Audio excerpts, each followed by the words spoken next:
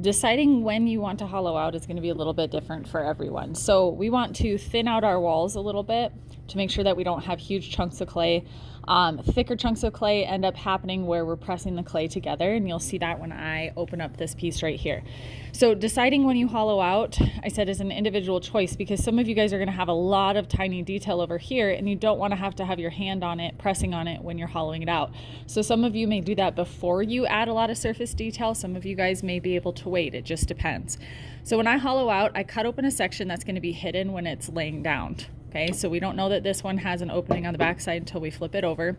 And I like to use the X-Acto knife because I don't have to apply as much pressure. And I'm just going to cut open a hole on the back side, and I'm going to remove that clay. I'm not going to put mine back on, so you guys can see that that's pretty thick. We can remove a lot of clay. There's a couple different tools you can use for this, the larger ribbon tool or the smaller one. I start off with the smaller one, and the purpose of this is to remove the clay so it thins out our walls, so we have less likelihood of it shattering in the kiln.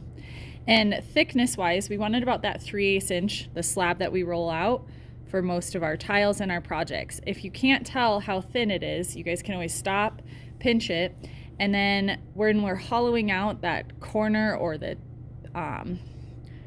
point of the raindrop is where we really want to focus and make sure that we're hollowing that out. Now I have kids that are, well, what if I poke through it? Okay, just fix it. So you just add a piece of clay wherever you poke through, put a little bit of water on it, and smooth it out. So I'm going to continue hollowing out. I'm just removing a little bit of clay at a time.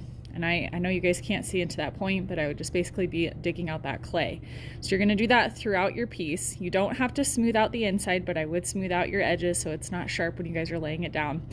But you can see the seam on the inside as well from where we scored and slipped. We can remove some of that excess clay, but we want to work the sides, the walls, and the points to thin those out. It'll also lighten your piece, so if you're hanging it on the wall, it'll have a little bit less pressure on it.